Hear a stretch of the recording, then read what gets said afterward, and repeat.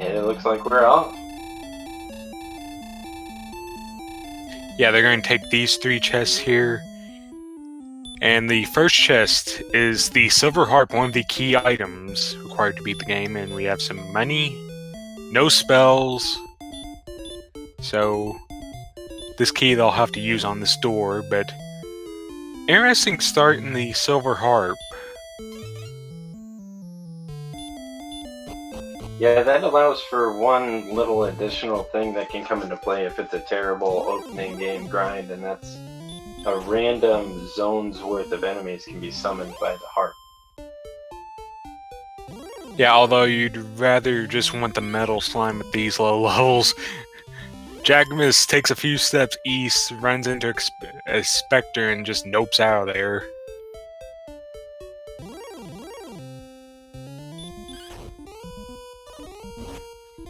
Yeah, we've already got a good point in chat that I don't think either one of the racers saved their gold, and with that low strength, you know, if you can't find anything too quickly, it might be something where you just take some Hail Mary runs and see if you can't find a town.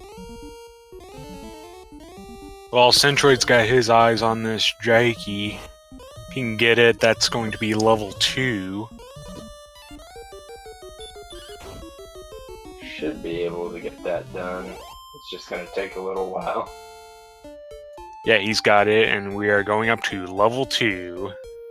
Not too many problems this early on. 8 strength, 2 agility, 4 health, 3 magic. No, there's nobody there. And the hurt spell. That's big. Both the strength and the hurt spell are really big. So, not too bad. They're going to escape this early low strength level 1 and start making progress immediately.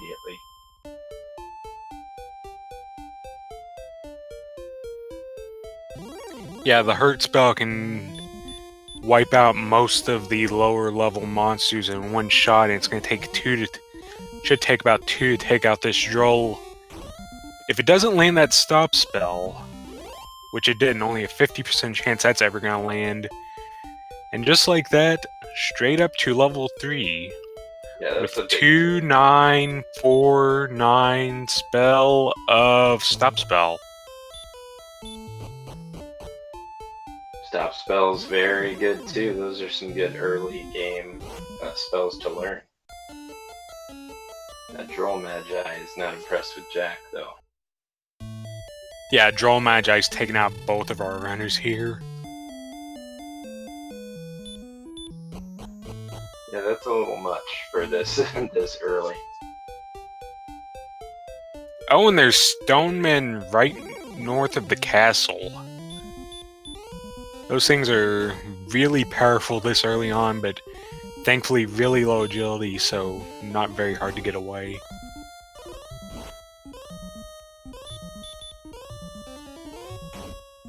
The jerk, pretty close by. And we have Breckenary on Jackimus' side as Centroid goes up to level 4. And still a good amount of gold, so from that early chest, so he's going to be fine getting, perhaps getting something here. Looks like we have a copper sword pickup for Jackimus. A little bit sad they couldn't get there with the starting gold because that would have been a hand axe, but only a 5 power drop, and he's going to herb up as Centroid might take a death to this warlock. Not getting good hurt rolls. Yeah, that's unfortunate. In certain circumstances, you're easily going to be able to two-shot that warlock with hurts, but you do need some good rolls.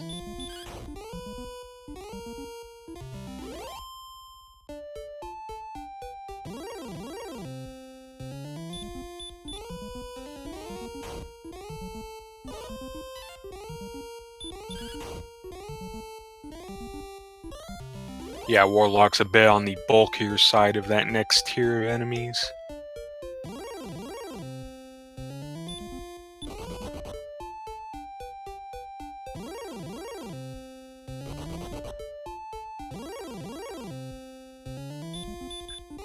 There's, once they get a little HP going on Jack's side, I mean, we're only up to 20 on Centroid's side at the moment, but They need a little bit of HP to convert these hurt spells into some of these mid-range enemies, like the Warlock and the Wolf Lord.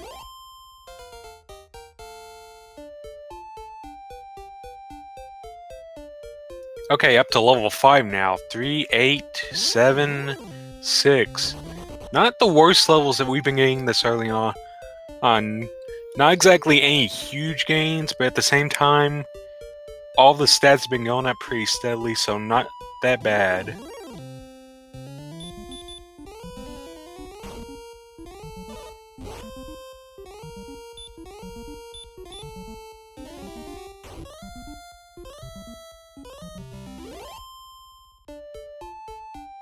Yeah, it's just the defense is good, the agility is really good, but it's not going to help when you only have 20 HP and 27. We've got another town here. This one just east. And it's Garenham. And we're going to see what's in this shop. We've got chainmail, which Centroid has exactly enough to purchase. That's fantastic. Yeah, he's gonna opt to tank it up and just hurt things to death. And just takes that convenient little swamp tile there to take a death warp back to the castle, get his MP back.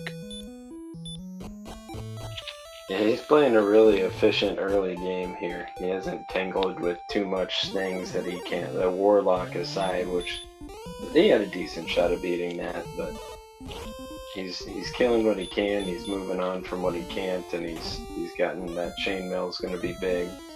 We'll see how this wolf works out. Ooh, wolves with heal. Yeah, that's not good. Could be a good idea to put that stop spell on if he decides to be a spammer about it.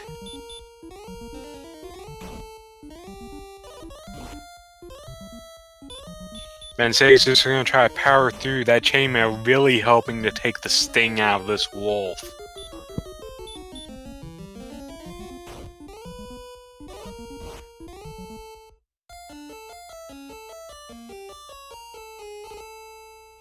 Really a good variety of enemies. There's enough that they can take down with a single hurt spell.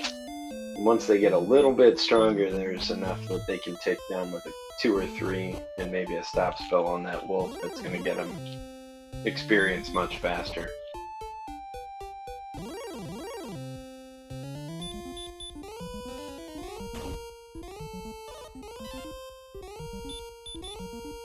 Although, just like that, the experience lead's mostly gone as Jackimus catches up and gets level 5 himself.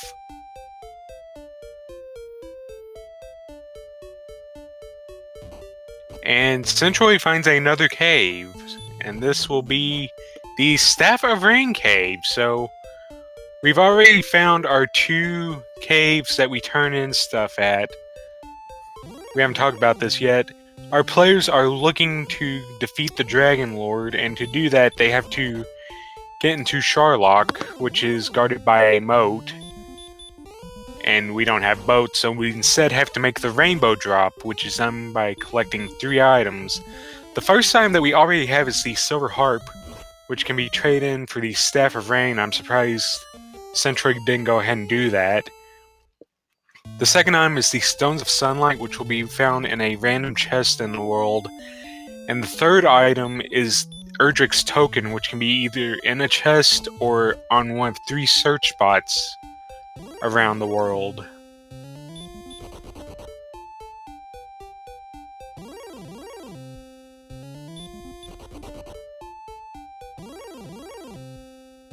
And you see here Jackimus immediately cashing in that harp to collect the Staff of Rain.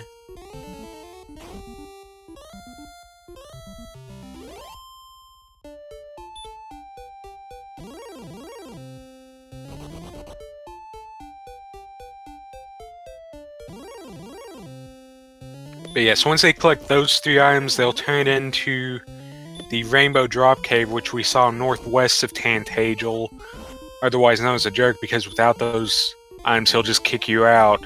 Turn those in to get the Rainbow Drop, and that will allow our players to form the bridge to Sharlock to storm the castle and defeat the Dragon Lord.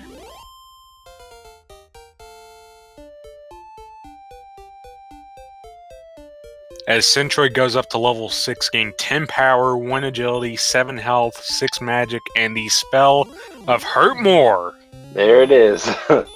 So that's something that maybe hunkering down a little earlier, grinding some enemies that were a little easier would have got you there quicker, but other than that, they're both playing very efficiently to get to Hurt More, and that's going to blow this wide open, obviously. Yeah, meanwhile, JackimusWedge checks out another swamp, finds nothing except a metal scorpion with the baby breath to take him out. Diving in the swamps and not paying off so far.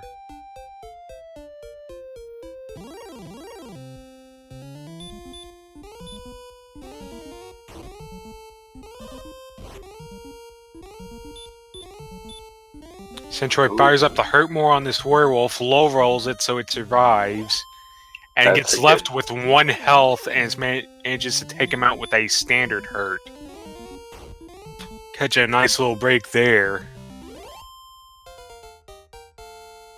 Yeah, that roll on the physical from the werewolf, they've got just enough defense that kept him alive, and that translated to 150 worth of experience points back to back there. Now he can I would just die immediately and start from scratch again. I mean, that was a fantastic couple of enemies to find back to back. And well, there's your immediate death as Drolls have Dragon Lord breath. Yeah, speaking of immediate death. Meanwhile, Jackimus ran into an armored knight who proved his nickname of AK-47 as he just blasted him back to start in 1 shot. Yeah, this has been a pretty easy opening, but we're still going to get plenty of COD here with these low HP. Although now at level 7, yeah, level 7 I believe had 16 health on it for Centroid. It's going to have a little less for Jackimus because of the build differences, but that level looks to be key to solving the health problem. Yeah, that's going to be big with Hurt More. Is once you can, hang with an armored knight, 50 HP is going to be hard for him to one-shot you. But that just gives you an opportunity to take him out with 2 Hurt Mores, and that's a big chunk of experience when you can. Meanwhile, Jackimus getting the good news. Although he's just taking that copper sword and... Didn't check. He did check, he's just conserving his MP on this easier enemy. Taking that copper sword, chopping him down.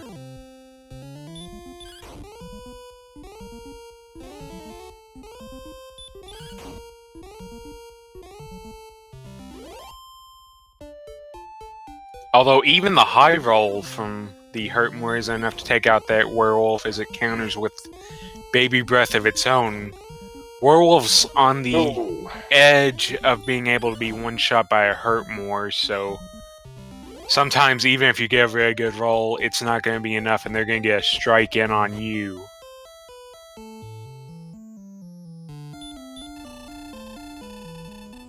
The werewolf having anywhere between 53 and 70 health, so if it gets that high roll on health, you're not going to have any luck getting the one shot with the Hurt More.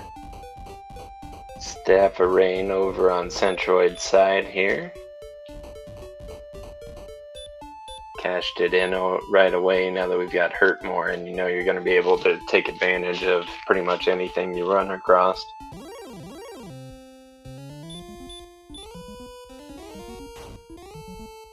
Meanwhile, you can see how fast Hurt More can swing an experienced lead. In the time it took Centroid to go get that, Jackimus has gotten his level 7.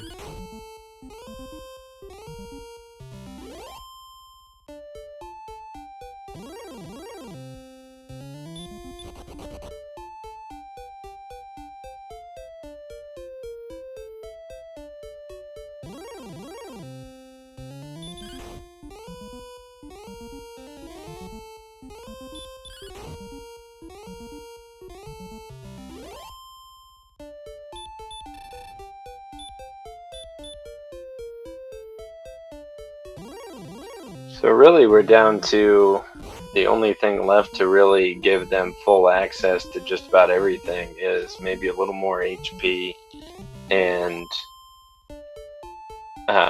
keys. Keys is what we'll need to access.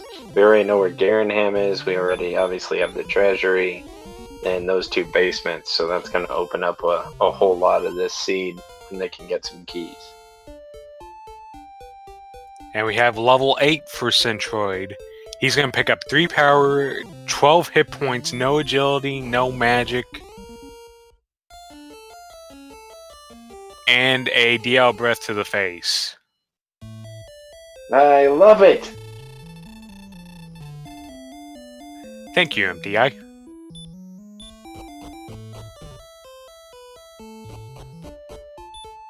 Yeah, we're double loving it.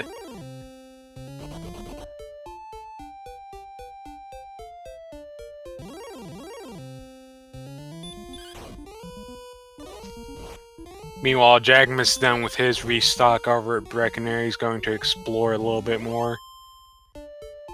Just try to pick up some more experience and see if they can stumble upon anything.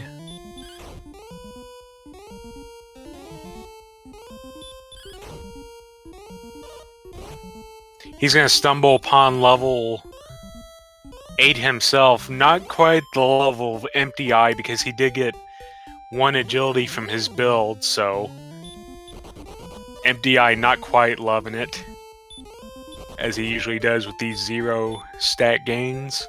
But here we are, Jackimus making a big walk over here, but not finding anything. Although he did find a loop around, so we shall see what is down here.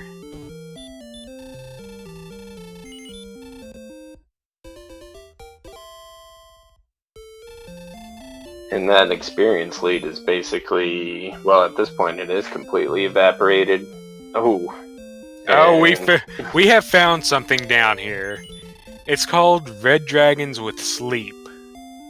The fun police are gonna end Jack's little romp here. Yeah, they're known as the fun police because of just how strong they are. One of the most powerful enemies in the game. When they show up, it tends to not be a fun experience. E-Dad pointing out the 8 PM curfew. Go to sleep.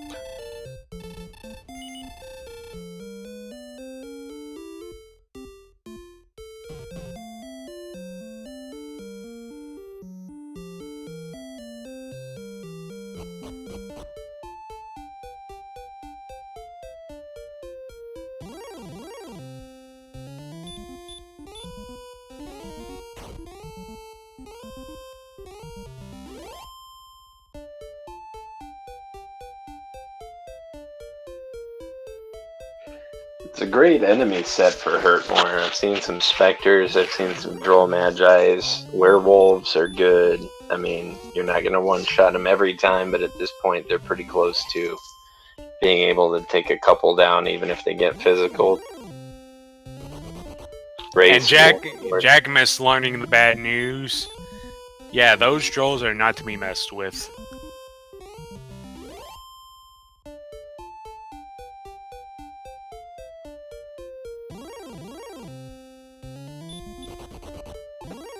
I think they give 18 experience, so no reason to be trying to take those down.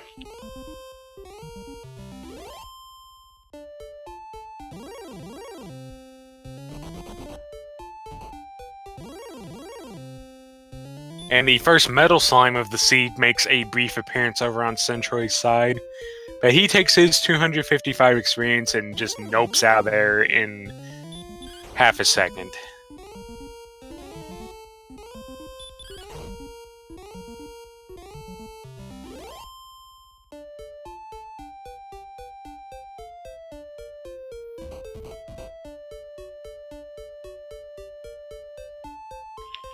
There's some interesting chat in the chat here about how lucky or unlucky you can possibly get with these seeds.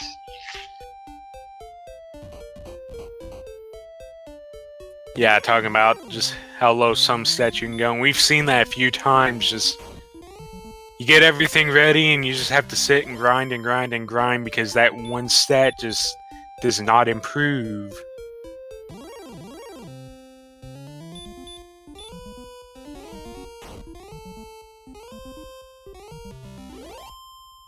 Meanwhile, we have another cave on Centroid's side.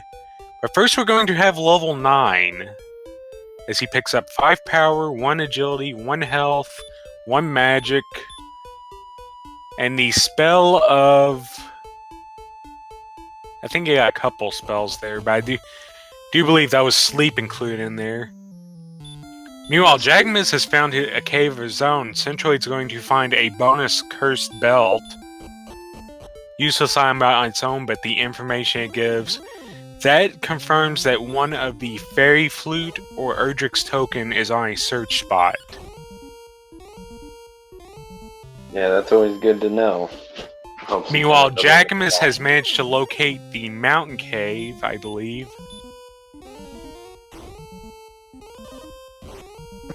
Yes, sir. And he's on his way to level 9.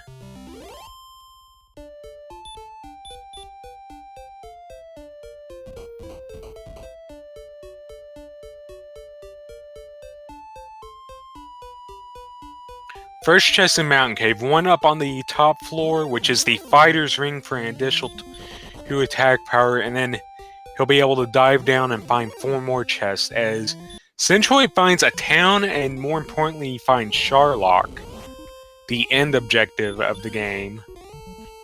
It's a great place to put your town, just right up against the walls there. You might not be able to see from the castle down. Ninja Town. Meanwhile, Jackimus finds Erdrick's sword. Okay, well that's huge. Yeah, so that plus 10 he had from Copper just jumped to plus 40. So he's got some pretty big swings going on. Although the Stone Man has some pretty big swings of his own, taking him to red. And he learns the news that he got a bunch of spells, but none of it healing. Sleep will be good if he comes across another Stone Man. Yeah, and he's going to put that to work right away. Stone Man very susceptible to sleep. So he just puts him to sleep and gets out of there. And he just has a few steps to this final chest. We will find out what it is right now. Takes it. Stones of Sunlight. Wow. Mountain Cave is big. Yeah, that's a very important find. So getting the sword, I mean, the stones you're going to have to find. So you just go until you go. But getting the sword early is always big. Yeah, that makes it so you can just chop down a lot more monsters and conserve your hurt mores for tougher stuff. And Centroid managed to find Cantlin, so that's a whole bunch of shops open to him, but as soon as he gets keys, there's a guy standing behind a bunch of barrier tiles that may or may not hand out some coordinates, as Centroid finds a Star Wyvern with hurt, so that's nice.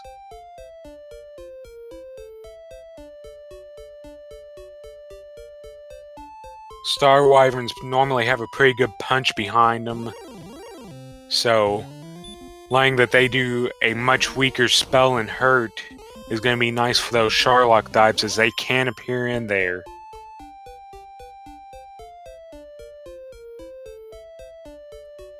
Jack is making up the experience lead from being down in the mountain cave where he couldn't really kill anything that was going to give him a lot of experience. And he manages to find another cave, which seems to be the Grave of Garen. So this is 3 more chests available right away if he can make it to them. He's running on perilously low health and no OMP. And there's more stone men. Yeah, if you can't get away from those, you're dead. And he might be lost. I think nope, he's found his way. Well, if he was lost, now he's found with the torch, the death necklace, and realizing he wasn't quite going the right way. find some big bucks. So now we just need to really note that you perhaps have to come back. I guess got a pretty good chance that there's nothing else worthful in those bottom two chests with what we've found so far. And Centroid picking up big health on level 10. 23 for him. That'll help him out even more with surviving. In fact, it gives him enough health that if he runs into anything with the Dragon Lore breath, he can now survive if he finds it on full health.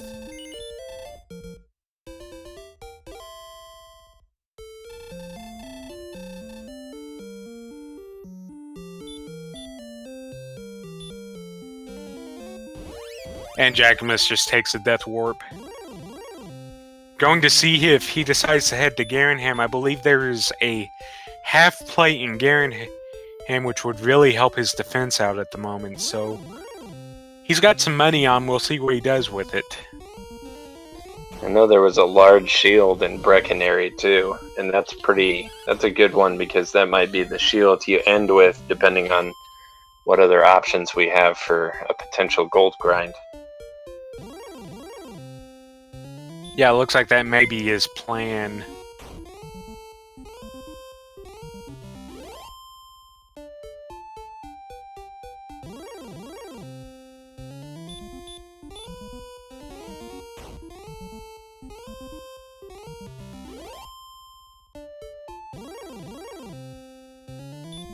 Doesn't look like he's going to buy anything at the moment. He's just going to explore.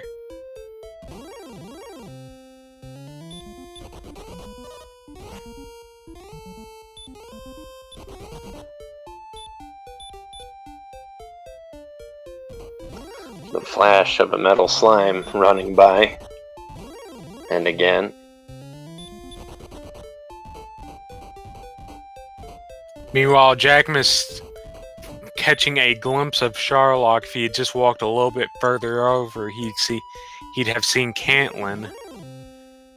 But it looks like our runners are just kind of retracing the steps of the other at the moment. So while they do that, let's talk about who they beat to get here.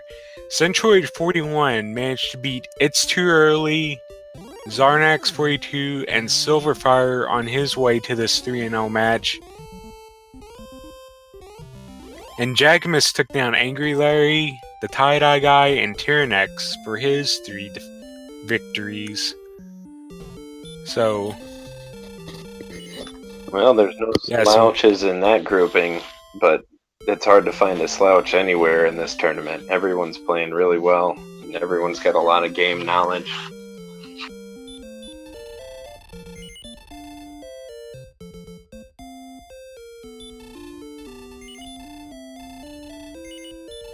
And Centroid's going to pick up a large shield for himself, so that'll give him some extra tanking, as his defense should jump up to 53 here in a little bit.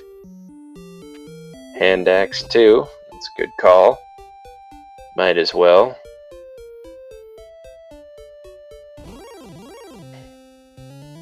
Oh man, Jack was near. I'm not sure if we had seen the cave he was next to before, but it looked like he went quite a ways off to get to it, and that might have been the bonus cave though. I'm not. Yeah, I believe that was bonus cave. Hopefully he doesn't make a huge trip to go all the way back to find that out.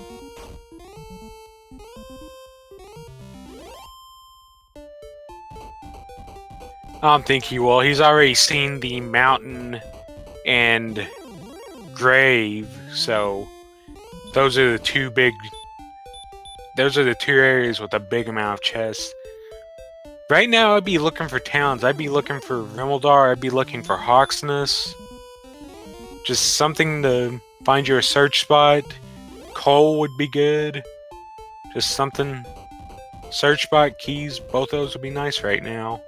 As Jackimus gets to level 10, he gets a big bump in health. Yeah, Hawkness would be #1 on my hit list right now. I would really want to see that.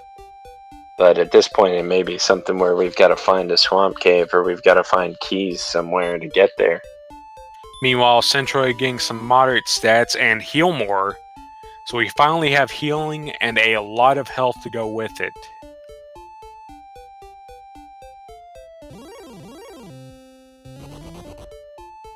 And yeah, Jackimus gonna get the news here. He's found Cantlin. Let's see if there's any good armor here to be found. Not in that first shop. Doesn't care about that flame sword. He's already got the biggest sword in the game.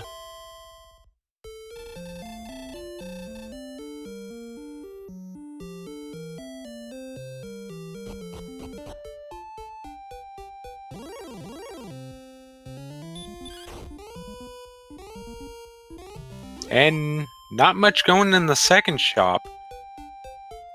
So Hills for some chainmail.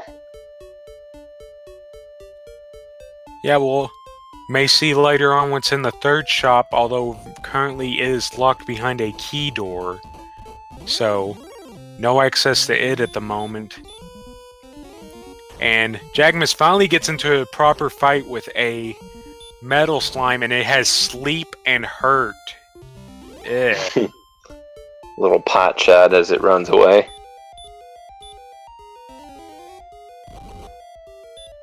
Yeah, very little chance you're going to kill a metal slime that can cast sleep on you. So, Centroid's in the grave now, which is the less desirable of the two caves we know now, but we'll get his death necklace.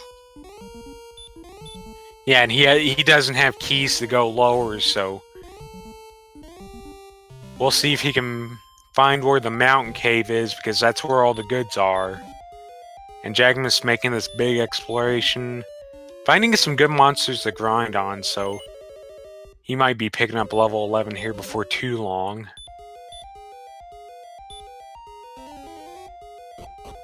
He will get that at 2175 experience.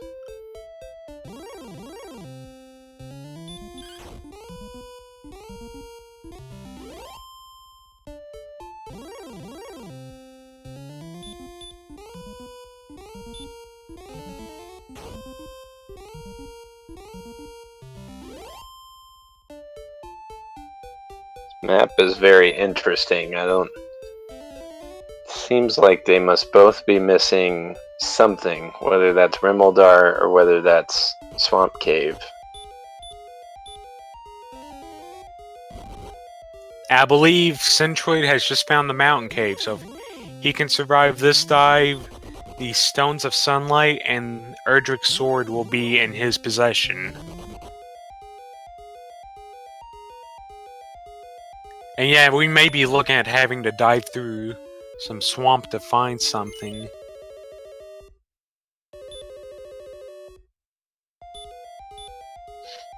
I'll open up a little argument to chat.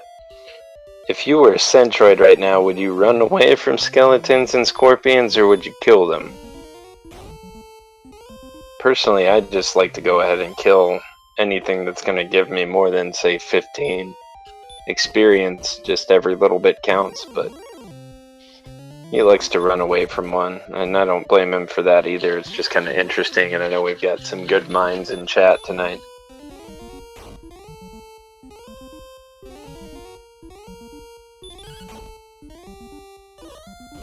Ooh, werewolves with heal. That would have been ideal, except for he's out of magic points to cast another Hurtmore, but luckily it doesn't cast heal a second time.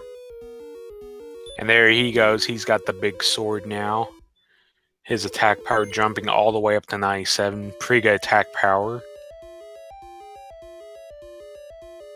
And Meanwhile, Jackimus has gotten his level 11. He's going to learn the good news of the heal more.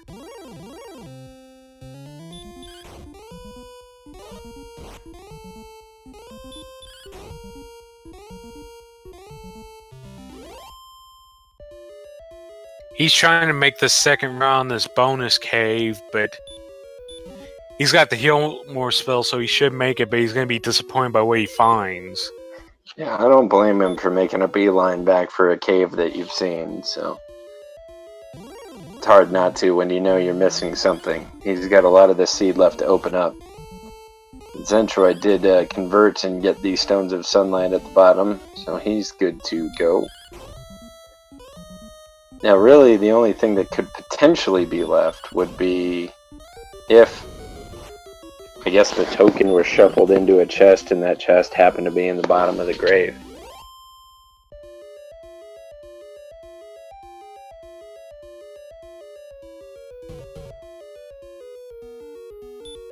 I don't believe we found the tablet cave either, so... Currently, there's tablet cave and swamp are still out there. There's the one chest in Rimmildar.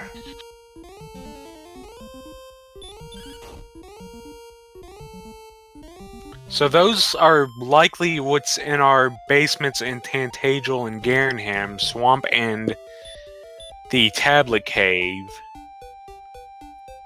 And we may be looking at a situation where you have to go diving into swamps to try to find Rimmildar, and maybe we have a second continent with the towns of Cole and Hawksness as Centroid finds a town finally.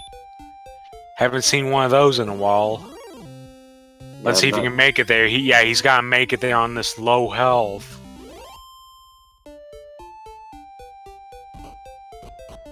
What you got? Oh, we've got two towns here. But first we have the town of Cole, which has a search spot 4 south of the spring. What's it gonna be? Could be huge right here.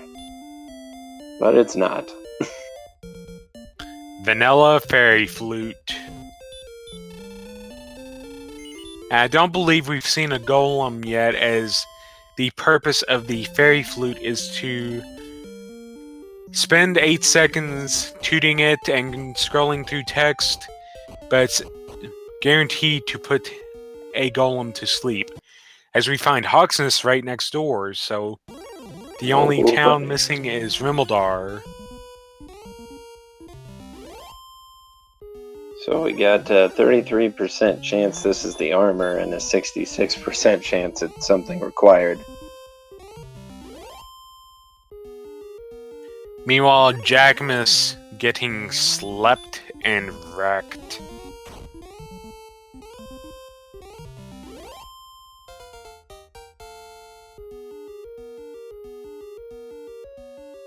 And we have a level on Centroid's side.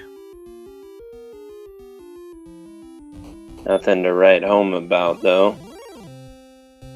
So this hut will have one of many monsters. And oh, look, it's a golem. Look what we just found. That's convenient.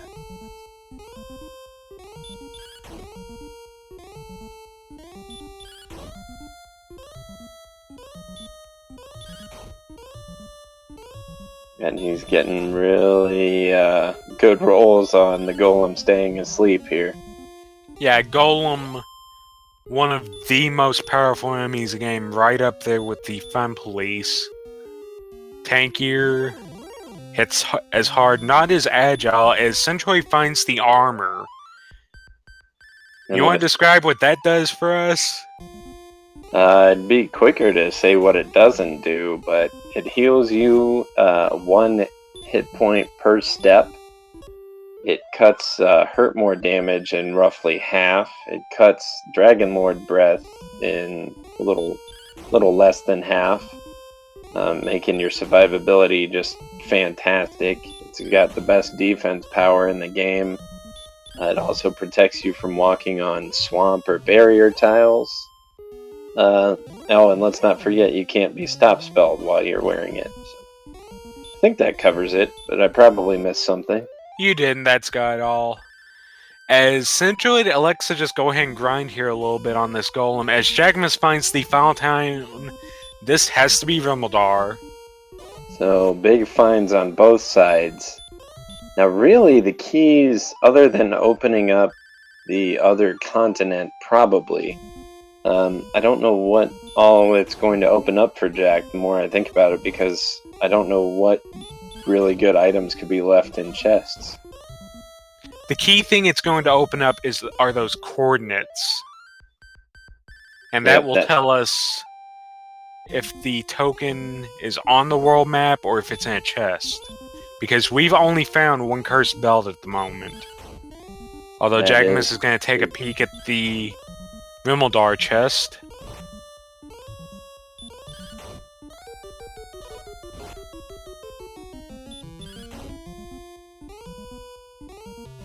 Centroid's going ahead and just grinding these golems, and I can't really say if I blame him.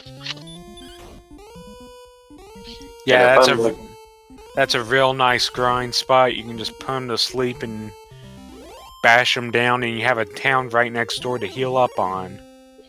And if I'm looking at the stats right, if I saw that right, the agility being, or I'm sorry, the defense already being at 74, I don't know that you're really going to need to spend that much time looking for or grinding for a silver shield. I think that'd be good enough for me, considering there's a few levels between here and go time.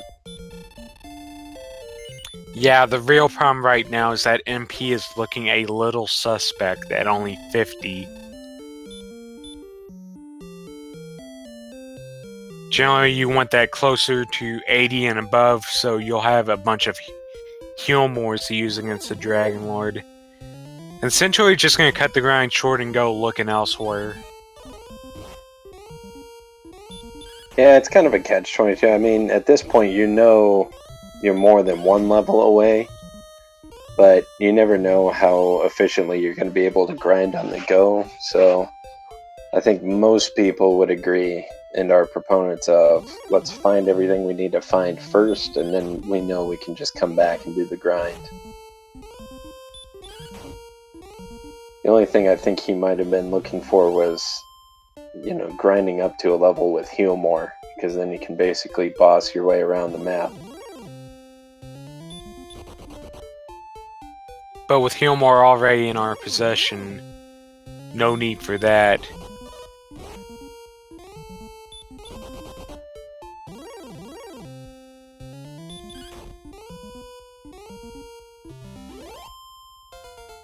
And this Warlock's gonna do it. Yep, on up to level 12 with 6 power, 2 agility, 17 health, and no magic. I love it again! Yeah, we can't have too many more MTI levels of magic points here coming. That's going to make it for a little bit of a trolley seed if we keep seeing that come back.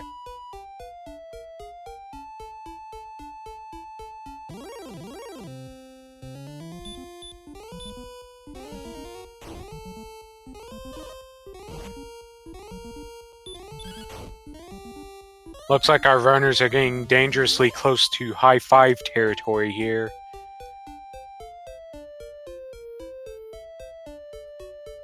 Oh yeah, we've got some sync going on. Walking side and side for a little bit. Holding hands. Yeah, and then Centroid sees that it's a dead end. High five Jackimus as he finishes off a Star Wyvern and heads on off down south. Should be finding Rimeldar before too long. I believe it was on the west end of the map, so he should stumble upon it before too much longer.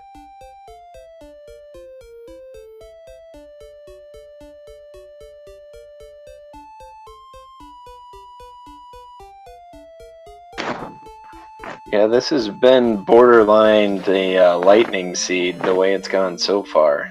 I mean, I think we just need the token, and like he said, that can be as simple as a quick trip to get the coordinates. Maybe you have to get Gwalen, maybe you don't. Maybe we find out we've got to look through some chests. Tilo asking if the reveal show will be after this.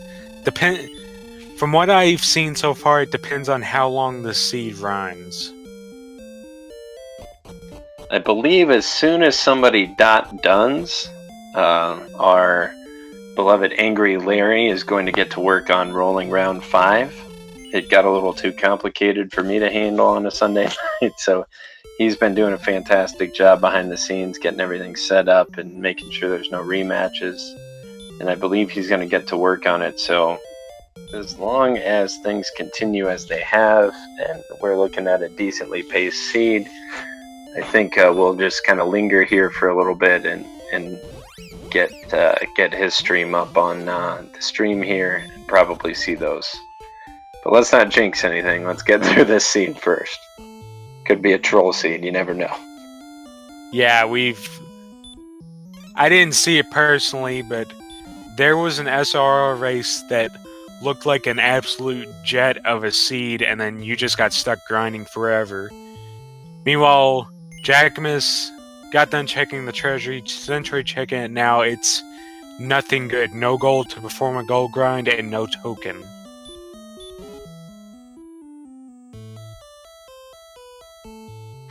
We do have the second continent here for Jack, and it looks like Centroid's going to be hot on his tail, but yeah. But yeah, there's nothing on the second continent. At least it was a quick little jaunt to figure that out.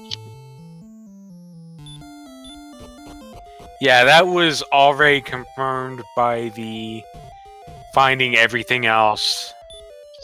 We know the tablet cave is down here, so down here in the basement of Garenham, along with some gold, another magic key, and the second cursed belt.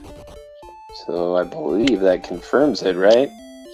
That indeed does.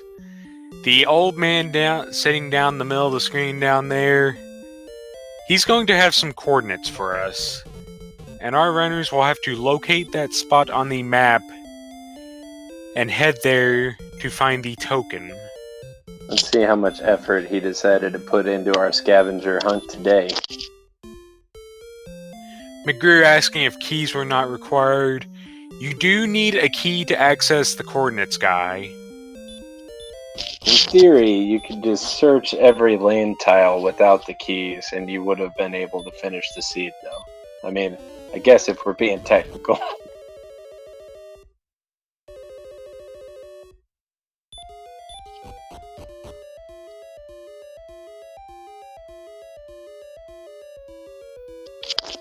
So yeah, the big advantage to Centroid here, he's got the extra level, but he's also managed to find the towns of Cole and Hawksness, which means he's got his flute, which is nice to have, but more importantly, he's got his armor.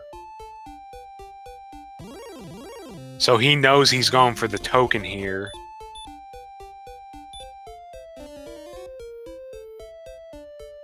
Meanwhile, Jackimus going to take some of that looted gold, going to finally buy him a large shield. I do not believe we have seen Silver Shield yet.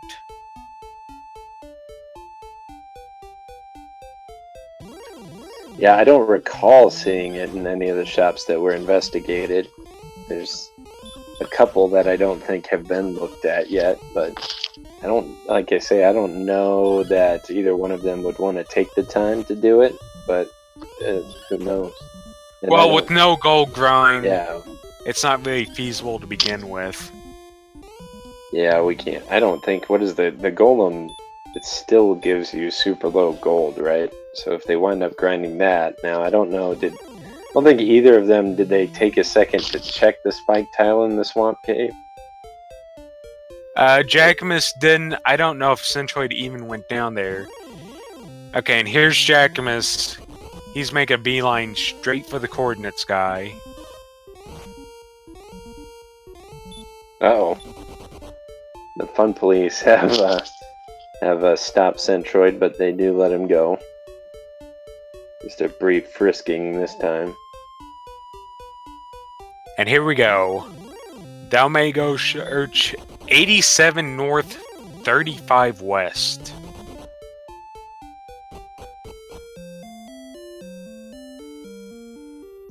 So I think we're going to get to see that Swamp Cave spike tile after all. Yeah, he's not hesitating at all, it doesn't look like.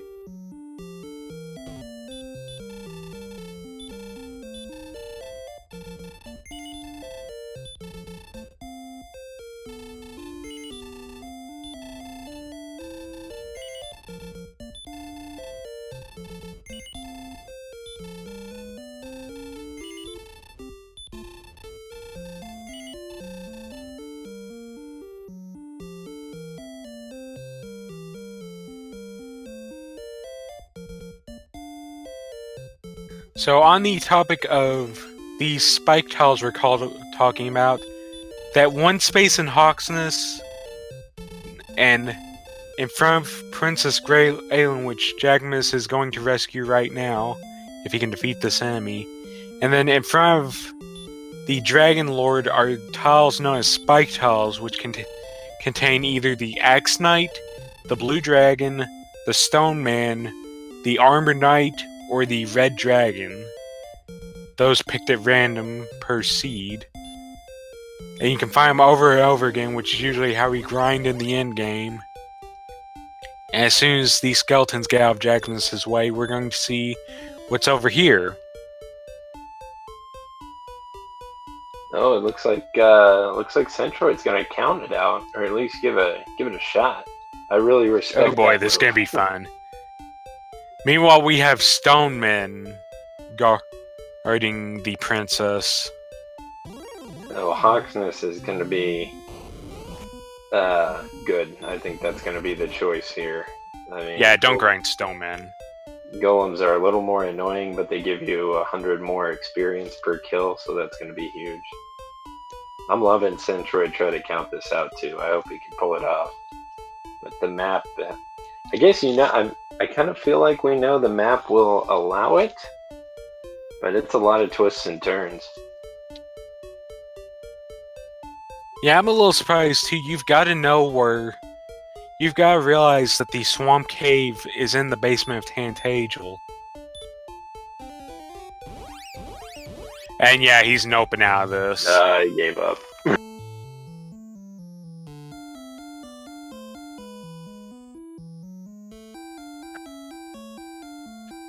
We give him an A for effort. He tried. Meanwhile, Jackimus just has to cast outside and do a little walking around. And he's about to make his delivery of the princess. This is a tight race, and that little attempt might have eaten up just enough time that Jack's going to be that much ahead that when he still has to find Hawksness, but if he does find it pretty easily, he's going to be immediately in grind mode after he gets this token. I believe, right? Is that right? He hasn't seen it yet. Hawksman? No, or he'd have the armor. Right. Okay. Just making sure. Because Cole was right outside and it had the flute, which allowed you to kill that golem nice and easy.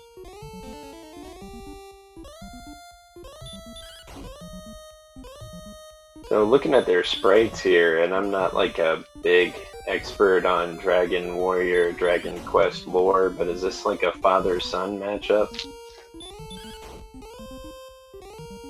The Dragon, I believe that's the Dragon Warrior 2 hero on Centroid's side.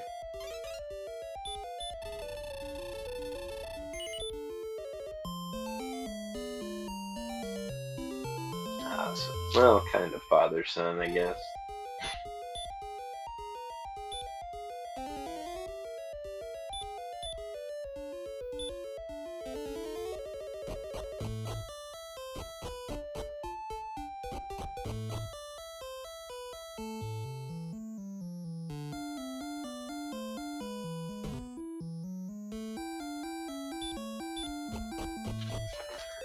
So, there's some talk in chat about throwing on the death necklace and when that's going to come into play. We're going to want to see, I believe, 129 or 130. I can't remember if that got addressed in full. But, yeah, it could come into play. They both have it, so it's going to make for an interesting decision later on, depending on how the levels shake out.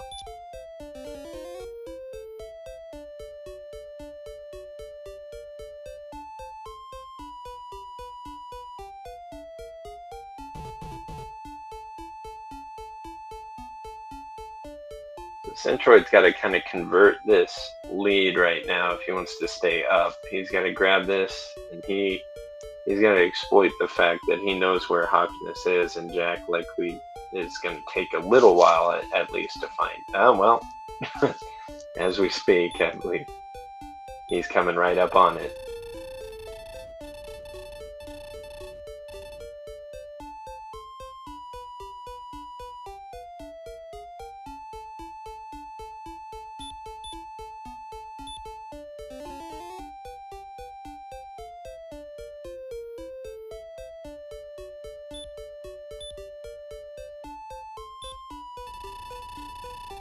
Okay, so our runners... Jackimus has found Hawksness, meaning he's about to pick up his armor. Meanwhile, Centroid is making the walk towards the coordinates using Gwaelin's Love as the GPS, because when you use it, it will give you the distance you are away from the castle. And he's beginning his searches. And he finds the token. There we go.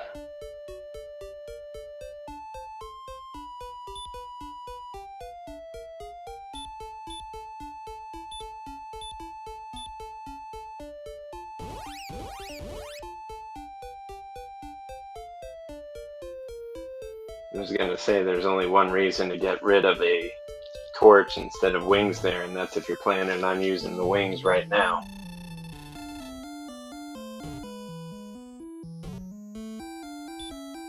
And there you go, you don't have to walk very far to cash in all 3 items to collect your rainbow drop.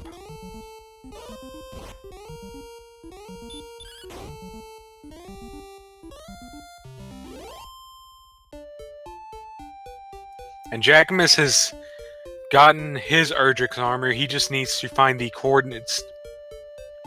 Now, which seem to be a bit north of Cantlin, if I'm recalling correctly. Yeah, I believe kind of northeast of there, if I saw it right.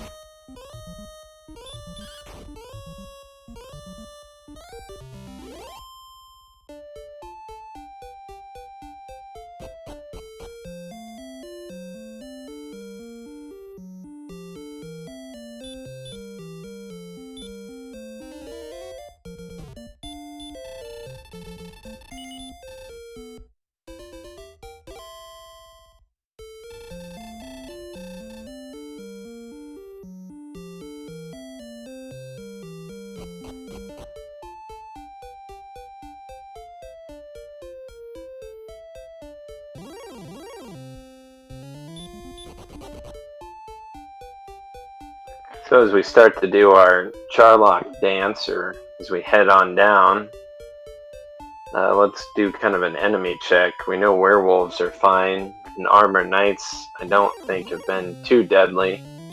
Fun police, on the other hand, are quite deadly with the sleep spell, and I really don't think we've seen very many of the other enemies. Stone men are alright.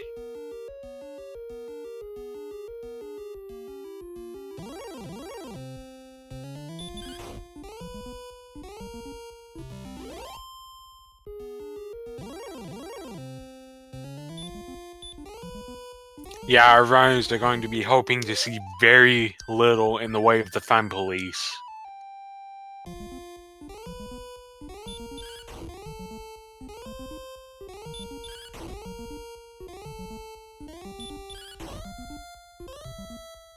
And here we are, Centroid in full-on grind mode. Just gonna head over here and start taking down golems.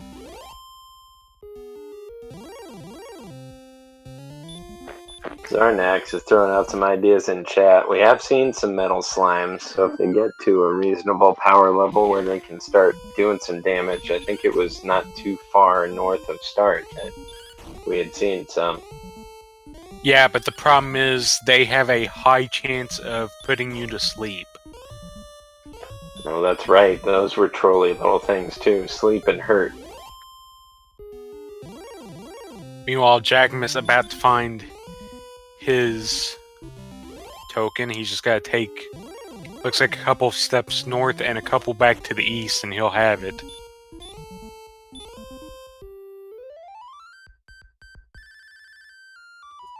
Boom goes the dynamite.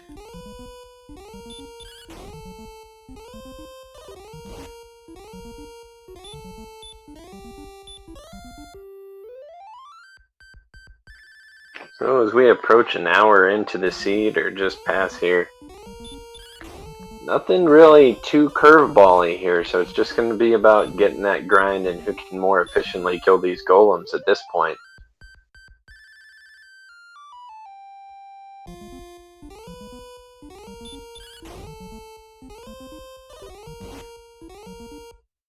Yeah, our players at this point are looking for stats as Golem hath woken up, Golem hath wrecked Centroid. Putting that big shot into him. Commentator's curse, but that's kind of I mean, it's definitely preferred to Stonemen, but that's why Golem is not your most preferred enemy, because they can just pound the life right out of you very quickly.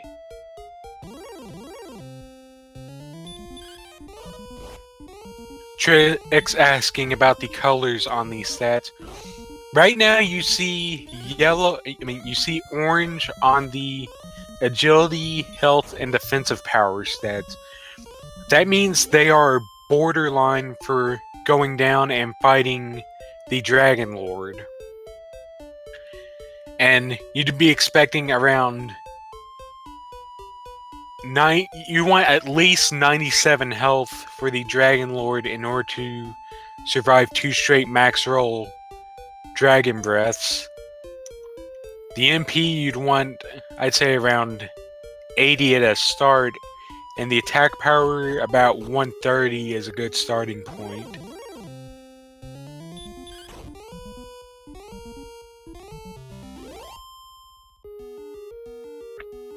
Looks like Jack doesn't really like either of the grind spots right now and is going to check out Charlock.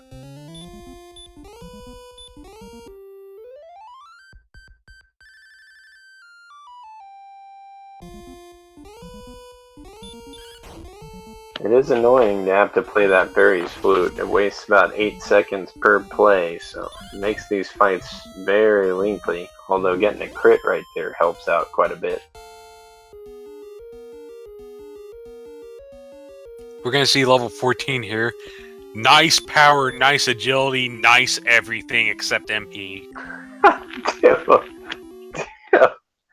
I was really looking good there for a second.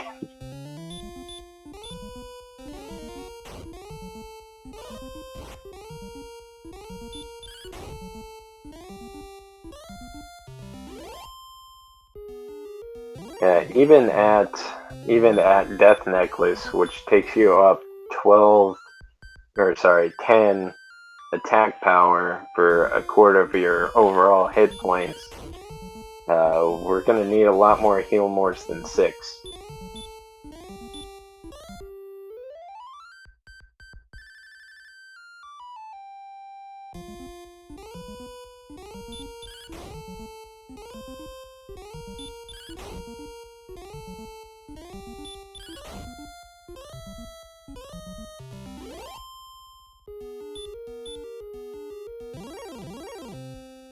That's a beautiful pun, E-Tap. I love it.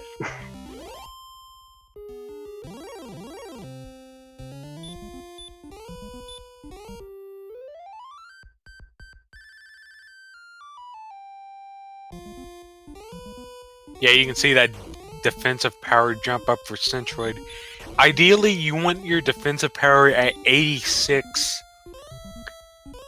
Because the Dragon Lord swings really hard, and at 86, it will bring his normal attack down to a maximum of 48, the same as a max roll breath.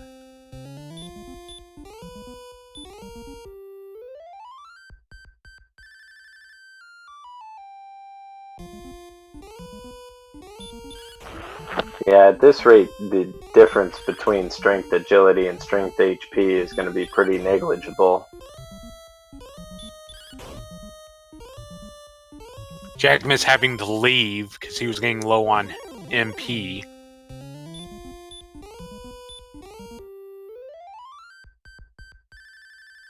Yeah, I don't know if he saw what he wanted to see out of that. I mean, there were some decent enemies to kill, but I don't know that it beats a spike tile. And I think the difficult part about if he's trying to get to that third spike tile is the MP. I mean, you have to be able to get down there, and even if you get down there, you're only going to be down there for a little while, most likely.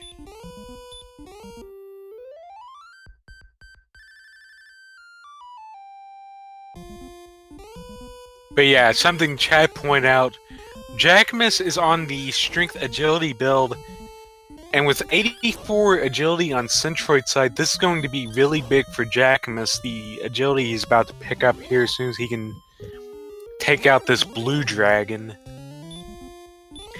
With all that extra defense power, he's going to start defense breaking a good chunk of Sharlock's enemies. We're going to see it right here, 17, 15, 16, 2.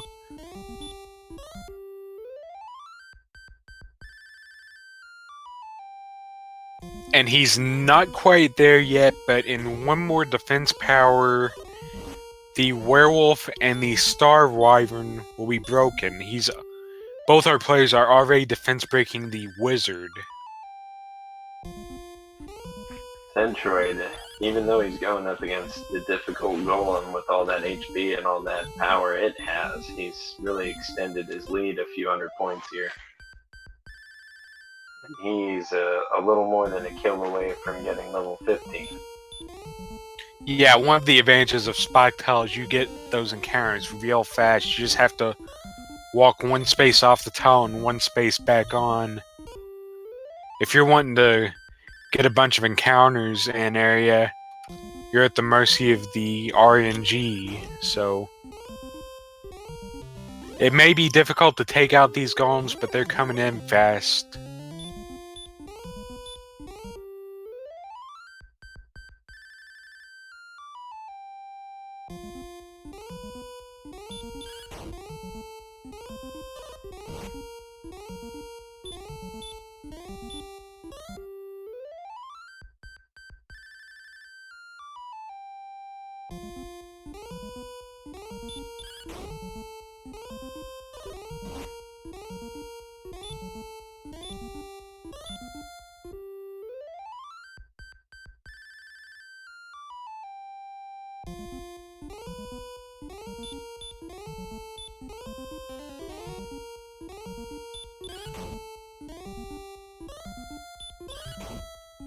This is about to get really interesting as soon as he can. These fights are just so long. Yeah, here's level 15.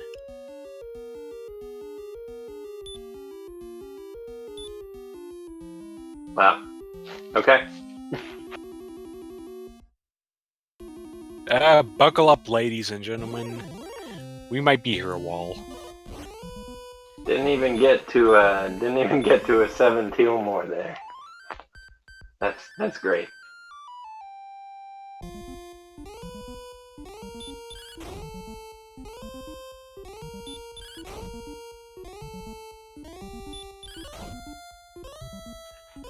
Luckily, I think we're about eight golems away from the next level, maybe 9. I'm not good at math this late in the day, or really ever. The next level is at 9750, so I'd say about 7 golems would do it at this experience. Maybe you get to kill something else off the Spock Tile and that gets you the extra experience you need. That'd be nice.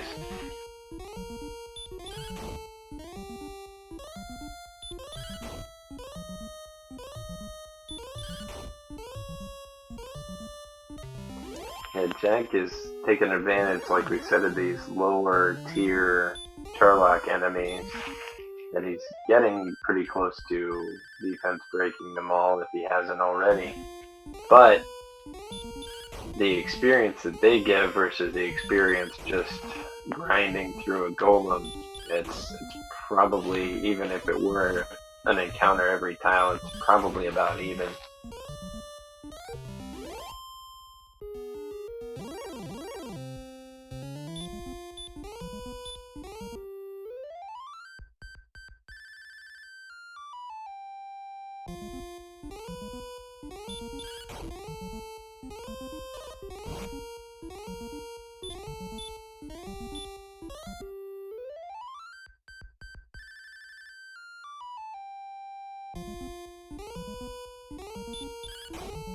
And both of our runners starting to run low on MP again, as they don't exactly have much.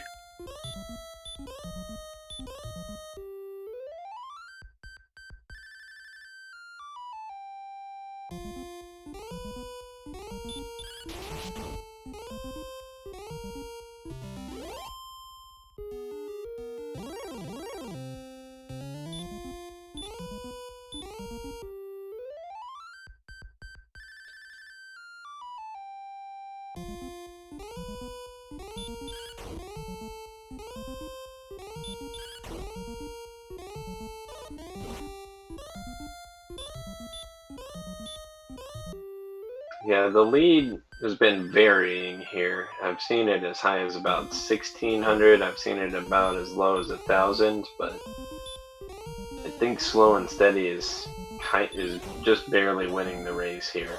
As Jack gets to level 15 and sees the single digits rolling in.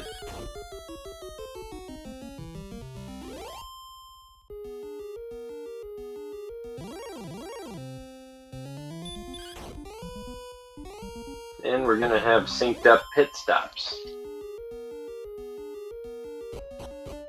Yeah, both our runners need a recharge.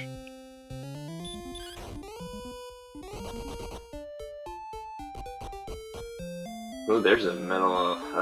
Nope, not quite.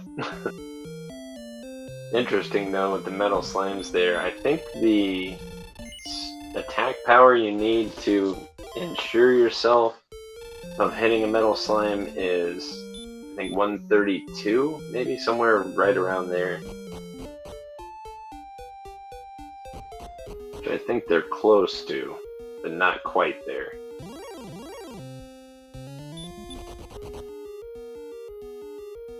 Yeah, Centroid would need a few more attack power.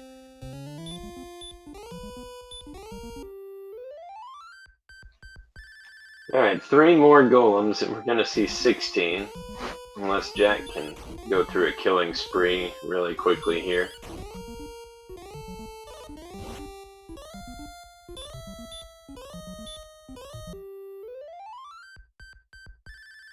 Yeah, the good news is they haven't been lagging behind on attack power, so when they do find enemies, they are getting through them pretty fast.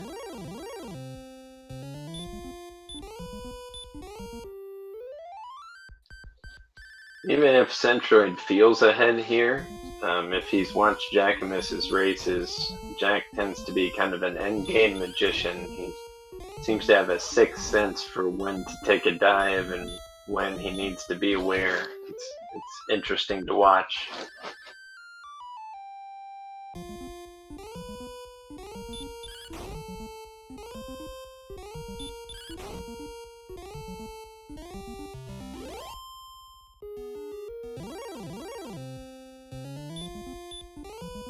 And Zarnak's putting some numbers in the chat.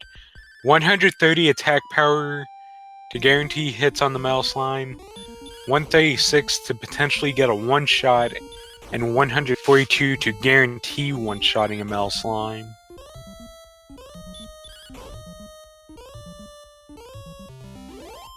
Our runner's not quite to 130 AP yet, although we have level 16. Here we go.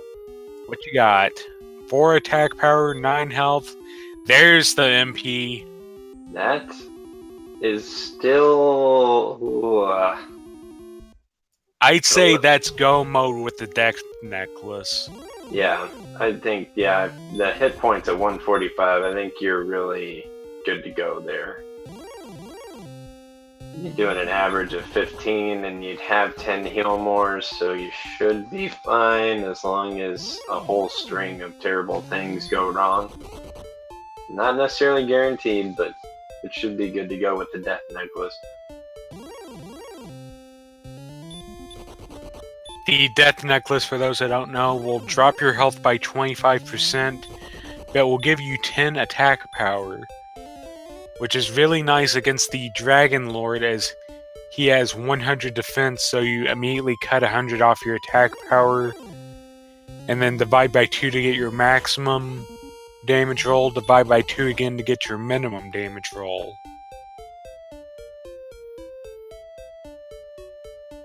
Yeah, I would say he's definitely in a place where I would consider bailing on a dive if you have to burn even just 1 heal more, but defense has been solid, so unless Fun Police have something to say about this, which they could, it should be good to go.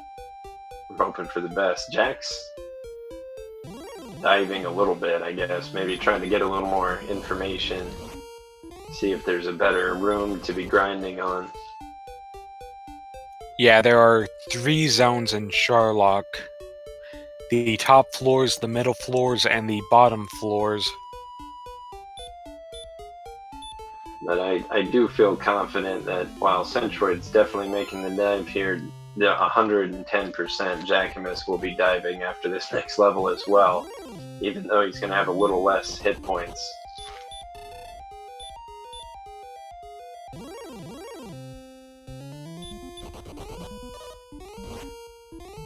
Right now with the Death Necklace, Centroid would drop to 108 health, which with his defense gives him a slight possibility of still getting some double attacks in, so gonna be a tight fight, but it should be doable if he can get down there with all of his resources intact. Of course, we haven't seen the bottom floor of Sharlock, what enemies it has. We haven't seen the spike tile, so still some surprises left. Speaking of surprises, green dragons, we haven't seen many of those, and they bust out to hurt more on Jackimus.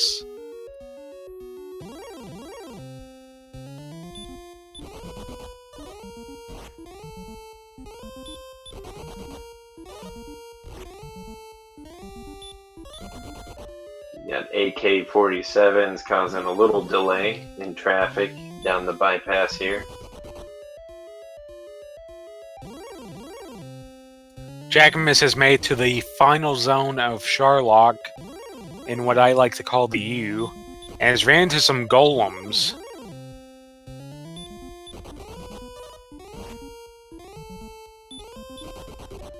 He's going to take this golem fight to get his level 16, and then we'll see where his stats stand.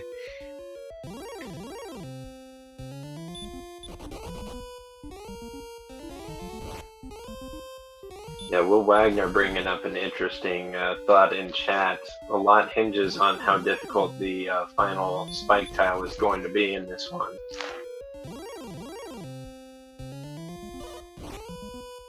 And Jackimus sees all that MP and just outside, straight back. You can see his stats now. He's going to heal up and he's going to head on down.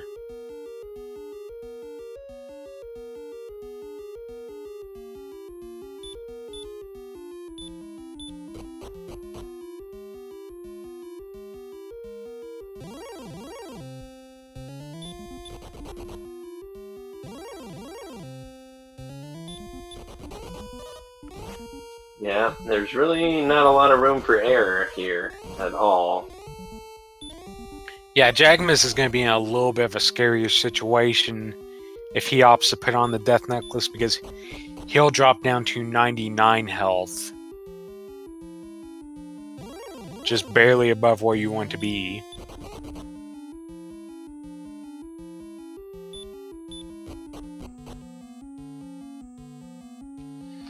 We're on the penultimate floor, as Ferran Burgundy likes to say about Centroid here.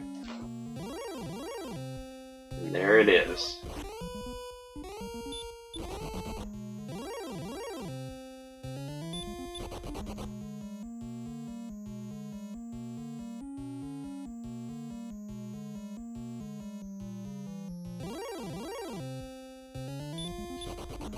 Had a really good walk so far. I think he's only been tripped up a few times, but decent agility is making this a fairly easy dive to this point.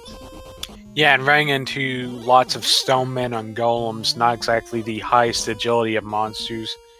And the first appearance of the Axe Knight, who proceeds to plant an axe in Centroid's face.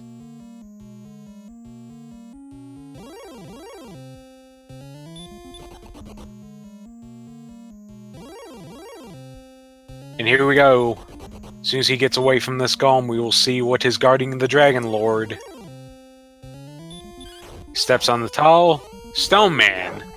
Yeah, that's not bad at all. So, I think I would have herbed up before the fight with the Stone Man. It really doesn't matter too much. Yeah, he should have him on this attack.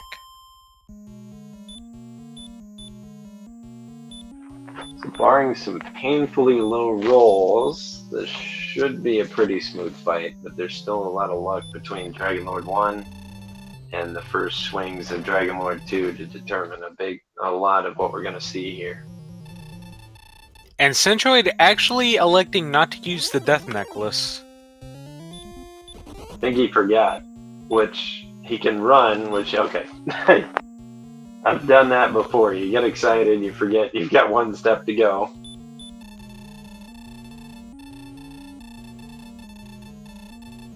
Yeah, good knowledge of the game, knowing you can run away from the Dragon Lord if something goes south. Yeah, interesting. I don't know that he wouldn't have been fine without it, but with only 10 Healmores, it's definitely something where I would prefer to have it on. I'm not sure what he attacks after an attack and then got the stop spell, but then used the herb, so a little funky there, but it'll do.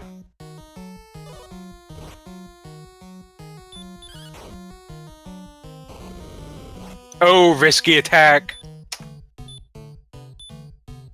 Oh man, yeah. That's good on him for having it pay off, I guess. But not getting a good heal, he's going to have to double heal. Yeah, so that just got taken right back from him. We're at 51, I believe. Jack's right behind him, so this is any misstep here is going to be the race.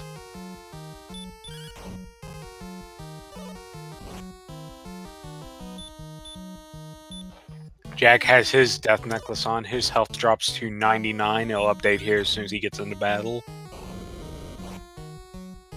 Not sure if I missed an attack or not, but I think we're maybe at 83.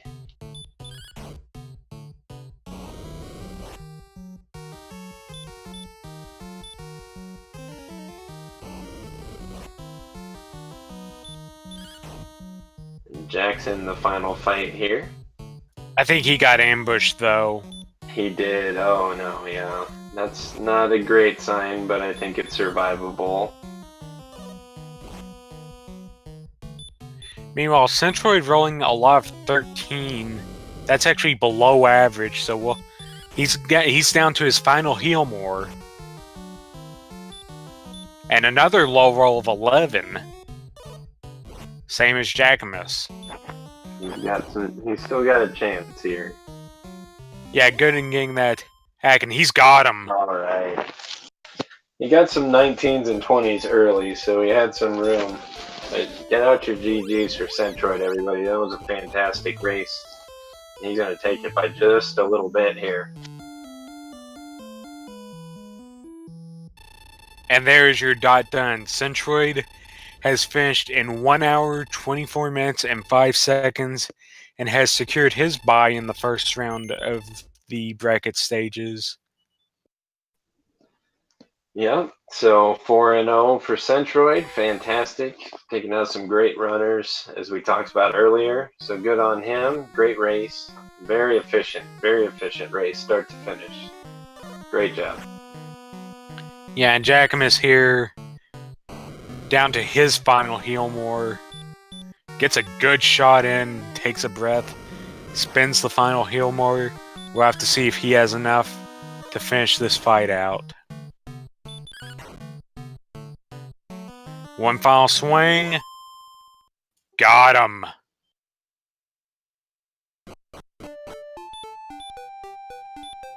Just by the skin of his teeth. That ambush made the difference there. I think that was the only difference between the two. They were both down to their final couple of hits. GG.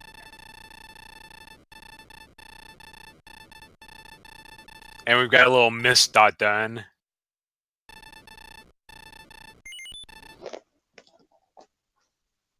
There we go. So officially 1:25:26. So a minute 20-ish. Probably a little less in all accurateness, but a minute 20 low. Yeah, very close race from two excellent runners. And we have our standings for week 4. All of our races are done. We just have to roll week 5. And hopefully we'll get the runners in chat here for an interview here in a bit.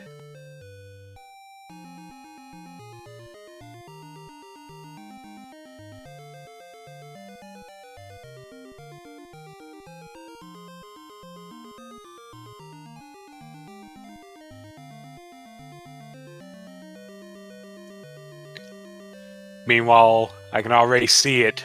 Angry Larry is preparing our matches for the final round of the Swiss stage.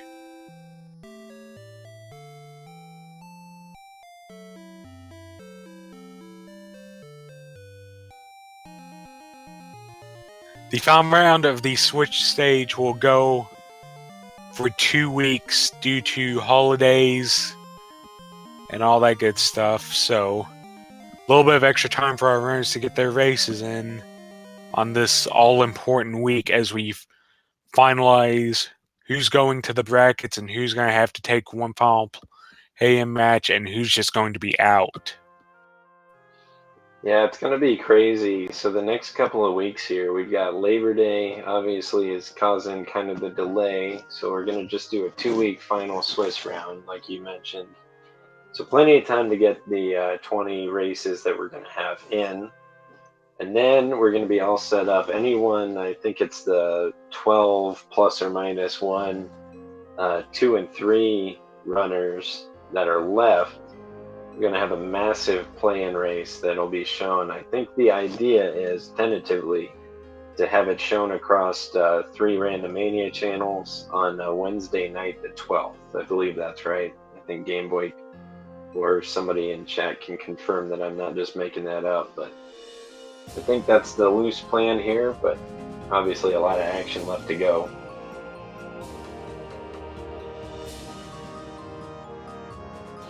And we have Centroid in the chat.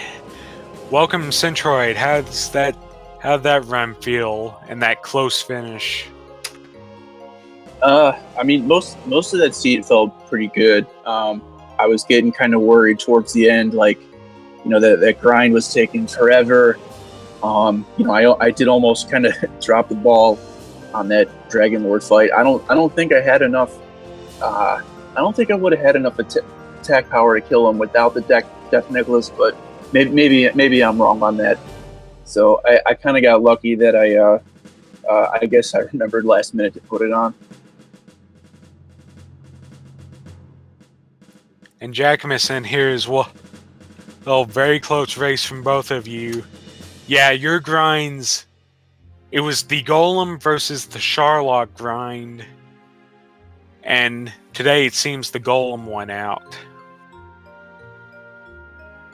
Yeah, I thought about that, but I'm not a fan of music. I mean, I am, but I'm concussed, so loud noise kind of make me crazy.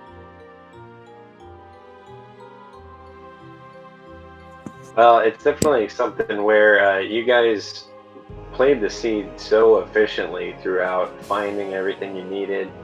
I think Jack found the sword a little faster by maybe 10, 15 minutes, just estimating, and Centroid found the armor a little faster by maybe 10 minutes, so things just kind of evened out and you both played very efficiently throughout the seed.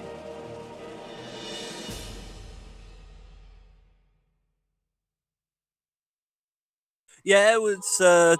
It definitely had to be close there. Like, I didn't really make any mistakes. It took me a while to find the Cole and Hawksness area there, so that didn't help matters for me. But yeah, you know, that's just how Randomizer goes. It was a good race. It was nice and close. I hope you guys enjoyed it. Oh yeah, to say the least. So question for Centroid for me. Did you were trying to count out the coordinates. At what point did you kind of give up on that idea? There was like a lake in the way, and I'm like, I'm gonna have to wind around this, and I'm like, yeah, I could probably, I don't know, I just gave up pretty about halfway into the count. Like, I got to Breckenary, and I'm like, yeah, screw this. I just want to go get the Gwaelin's Love and be done with it. Yeah, because as you can see, it was a very close race. Obviously, you know, getting all the way there or sinking any more time into that could have been brutal. So I think I applaud your efforts on trying to skip Gwaelin. It's my least favorite part of the game, but I think you made the right call, as did Jack.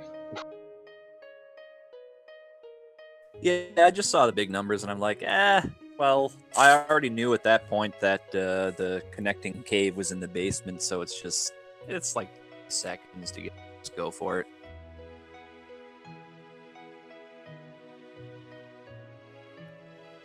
So does anything, were you guys concerned at all with the first level being so kind of just low overall on stats? Because both of you got out of that level 1 really quickly and got off to a racing start.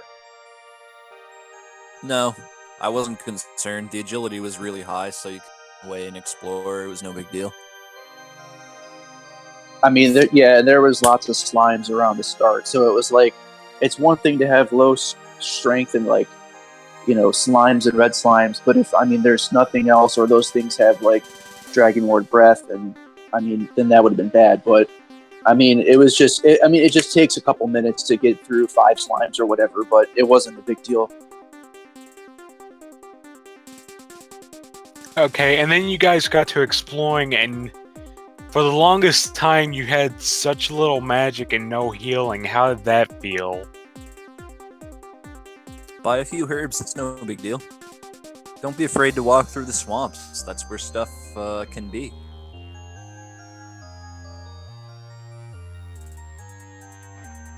Yeah, I basically got the same answer. Like, I was stocking up on herbs like every chance I got, because we didn't get healed until 16, and not heal more until like 8 or 9. So I don't know. Once we got hurt more, it was kind of like the green light to leave and go wherever we wanted. So it was good to have a lot of herbs on hand, because like Garenham was close to the start. That was really nice.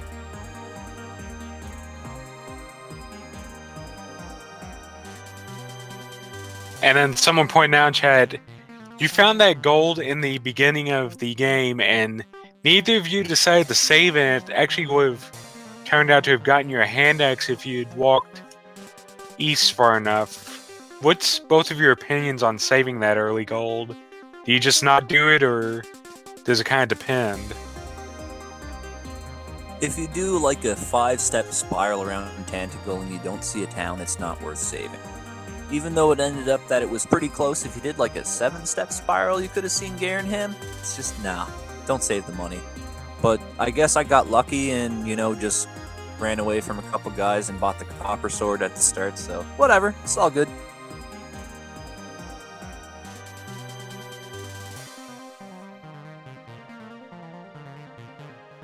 Yeah, abundance of early opportunities to get weapons, and I think Centroid, you got the chainmail fairly early. I think you rolled into a shop with exactly 300 gold, so that's pretty convenient.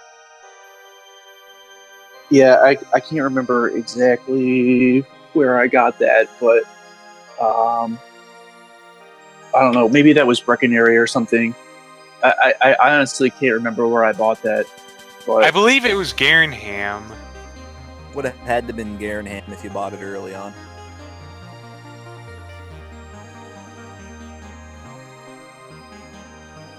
Unless you ran from like all the super monsters and bought it in craziness. But if you say that, I don't believe you. Sorry. No, there was no way like a low level character was getting past all those werewolves and droll magi, etc. No. Yeah, but you could run from the stonemen pretty decently. Stonemen are one of the easier crazy monsters to run away from. I ran away from 3 of them on my second life whenever I bought my copper sword with my half of the treasure box after I died the first time or something. Yeah, agility's a good stat, guys.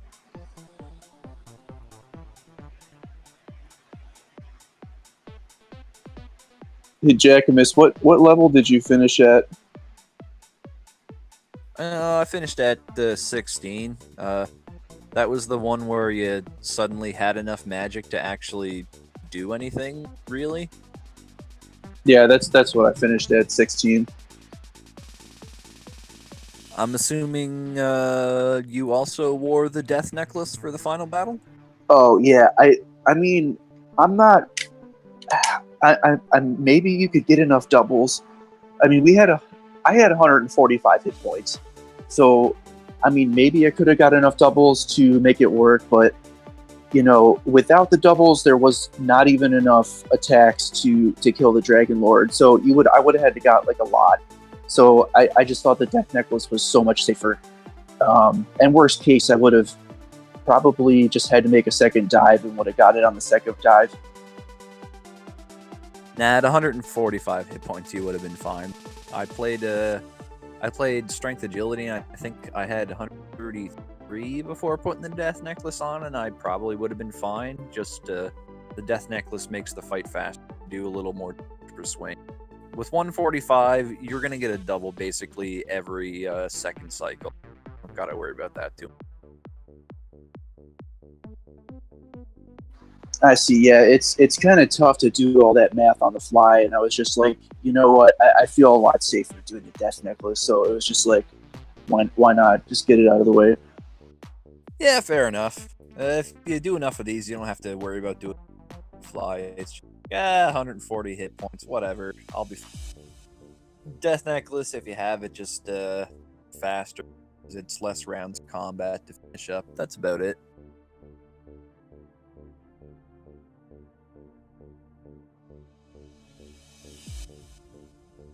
So yeah, Centroid, you have 4 victories. Yay. I may have a loss, but I have 7 victories because of the old quad thing, you know? So you know, congratulations on defeating me, but I still have more wins than you, and that's all that matters. That's true. I still got some work to do to get up to 7 wins. But either way, you do have the bye going into the bracket stages now. I would like to buy a vowel, if that's okay. Go ahead. A. Hey! So I have one question left for you guys. So how concerned were you knowing everything was going to be pretty tight with the Red Dragon having sleep? I only saw one of those. Like, yeah, I saw that and I was like, oh my god, this is gonna suck. But then I think I only saw one, maybe 2 the whole game. So I guess I got lucky in that regard. Yeah, it seems like the fun police were kind of tucked away this game, staying out of your way. Only if you really got into digging in the swamps, it seems like that's where they were at, so pretty kind of them.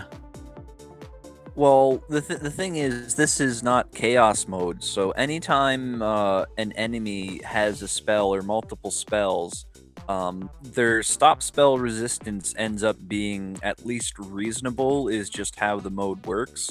So, honestly, anytime you see that red dragons have a spell in, you know, normal Dragon Warrior Randomizer, as long as you got stop spell, it's like, hey, you know, that's not too bad. Like, might take me 2 tries to land a stop spell, but they're going to waste a lot of turns. It's no big deal.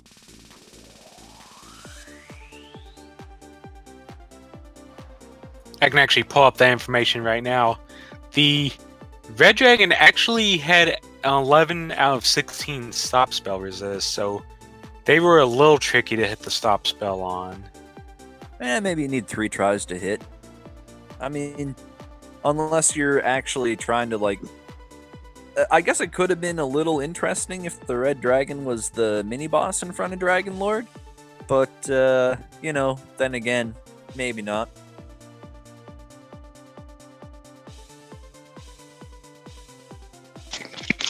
Yeah, I'm not sure either of you guys had any room for error with losing a heal more there. So it could have been pretty interesting. But say la vie, just a stone man. I would say that there was room for error for using a heal more on the way down. I finished on my last possible attack, but my damage rolls in the battle were below the average. So I think on average you can burn a heal more and get away with it there. I probably needed 1 more attack the average fight in that situation would be my guess. But I'm not a statistician. Someone else can say whatever. You know, I just played That's the true. game. That's all. You got back attack too, didn't you, Jack? Yeah, that definitely didn't help matters. But even then, I'm thinking, okay, whatever, back attack. I'll burn a heal more, and then my first couple attacks are like 10, 11. I'm like, pretty sure I'm swinging like 10 to 21 here. What's going on? What's going on? Yeah, and Centroid had a little bit of weird luck as well. He actually pulled a double attack off at one point, but right after that, he got hit into the single digits and low rolled his. Actually, I think he got the double attack off of risking a swing at 47. Yeah, I was not paying attention, and I got super lucky because I did swing on 47, and I'm like, oh, that was dumb. And yeah, he pressed. No, that swing on 47 isn't too bad. Like, even without the potential for gold grind for silver shield, like on my agility build, I think I had 90 defense at the end of the game. So you couldn't have 85. Centroid had 85? You did. I did? Yeah, well, I mean, it doesn't make it much worse than the standard 1 in 8 chance of dying, because, first you have to lose the coin flip from the breathe fire, and then it has to do max damage, because it can't do 47. It only does even numbers, right? Yeah, so 46 or 48. Yeah. But I if got lucky. He hit me for 44. Yeah, if you attack on a 47, in most cases, it's a 1 in 8 shot that you die. Those are not bad odds. Like, I'll take that if I know it can speed the fight up or whatnot, or if I at least know I need to take the chance there going into the fight. But yeah, lower defense, it makes it a little riskier, but I mean, like, the low end of his attack is still going to be like mid to high 20s, right? So he's going to have to roll high on a physical to kill you there too. It's, there's a chance of dying, but I'd say like more than 7 in 10 times to survive. Yeah, I was going to mention that right after he got that risky double, he actually got a low roll on his heal more and immediately had to give it back through a double heal more, so kind of evened out in that respect. Oh man, that's brutal.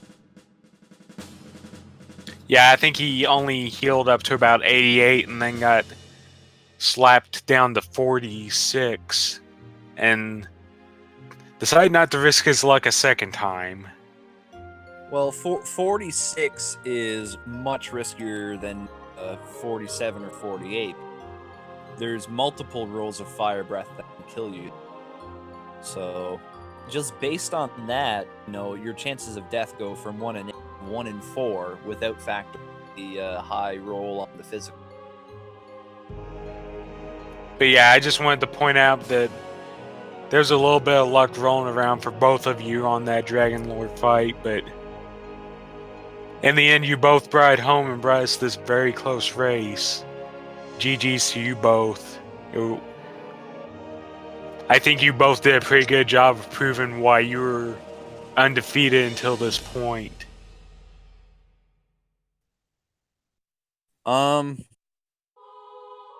Thanks, I guess. I just, hung out and did what I normally do. I played some Dragon Warrior and had some good times. Win or lose, that's what it's all about. But hey, if you think I did a good job, thanks, man. There are some pressing questions in chat for you, Jack. What's your favorite Sunday night snack, and what have you been drinking tonight?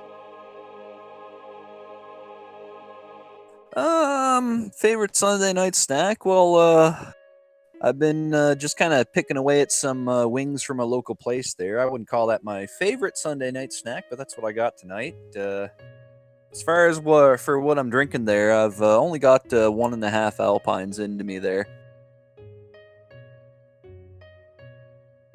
I've been taking her easy tonight there. Believe it or not.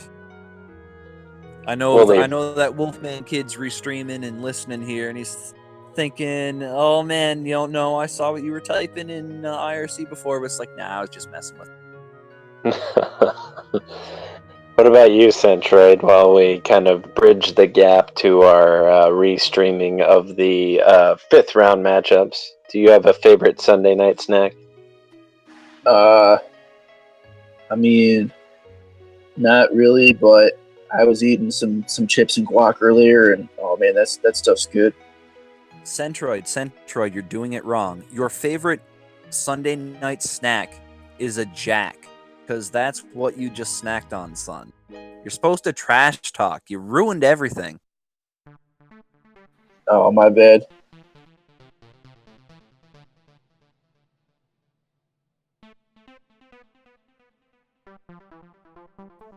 Well, Jack, so we've kind of talked about it. There's 3 4-0 racers left, and the 3-1 racers it's an incredibly deep and dark forest of danger. So I don't think anybody's getting a free ride from here on out. But anybody, do either of you have a grudge match or anyone you'd really like to race against? I haven't been paying attention to the standings at all, sorry to say, so I don't know who's 4-0 other than Centroid, and I don't know who's 3-1 other than... But, hey, you know, I wouldn't mind racing Nescard again if he's potentially a matchup for me. Last time we raced, I hear it was pretty entertaining, or so I've been told. That'd be pretty cool. I believe that is definitely a possibility. He is 3-1 as well. Oh yeah. How about Game Boy there? How's he doing? Me and him had a couple brews this time last weekend in my hometown there. What's his record right now?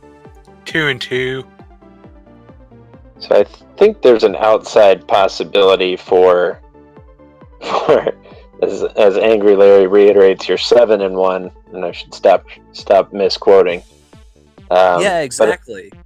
I think there's an outside shot you could get paired down to Game Boy. I hear he might be 0-1 in Settlers of Catan or something like that. I did both have the largest army and the longest road, so that's usually how you're successful at Settlers of Catan. I thought it was Catan, though. You're confusing me. Oh, I have no idea. I'm going to go with your pronunciation. Hey, you know what's another great board game? We should get some Puerto Rico going. There must be some online version of that we can just hang out and play, eh? I gotta tell you, I've never heard of that before, but I'm gonna Google it right now. It will enrich your life, Schmitty. You will thank me.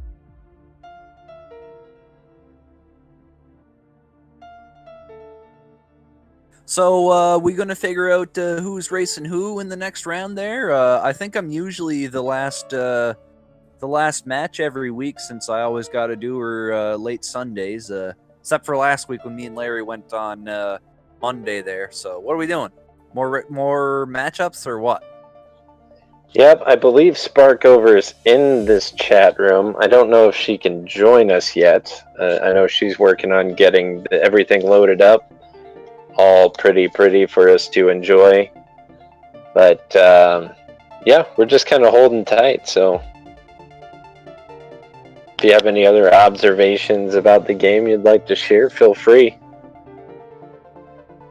I would just like to put forth that typically, if you are going to have success at Dragon Warrior Randomizer, it is in your best interest to listen to Foreigner for an hour pre-race and not Genesis, because tonight I was listening to Genesis, and while I really like Genesis, I didn't win tonight.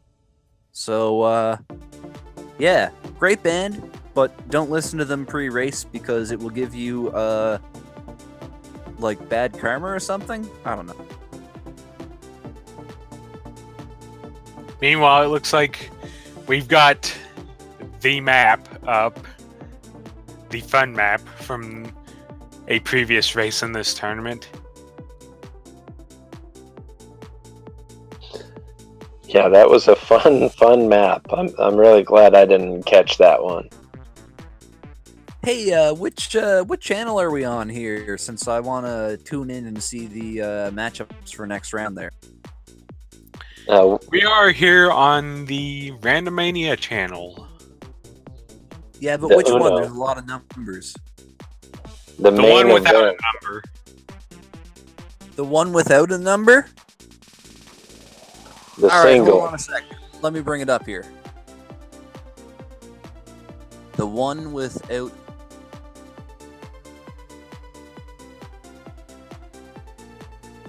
Hello, everyone in Randomania without a number.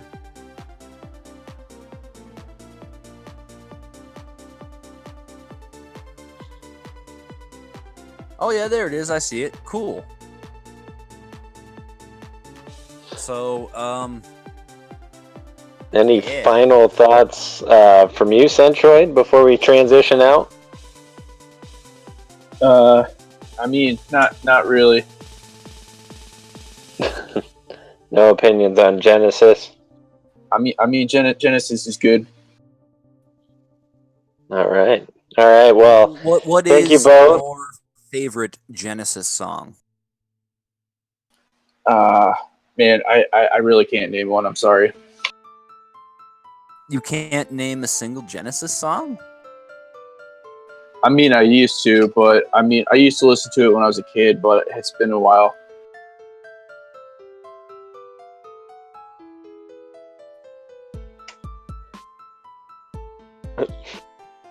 Well, I'm going to jump in there before we get into any sort of grudge match offers here over Genesis. Thank you very much, both of you, for joining us and bridging the gap here. JJ, I challenge you to a grudge match just because you're denying this other possible grudge match. I might take you up on that. We might be paired together. You don't know yet. Oh boy, that'll be good times. Anyway, I'm gonna get out of the way so we can figure out who's racing next there. Go Bruins!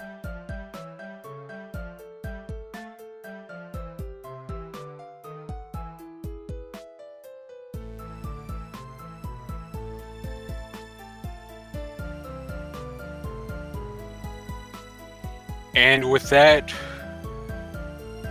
we are about ready to reveal the final round of the Swiss stage of our tournament here.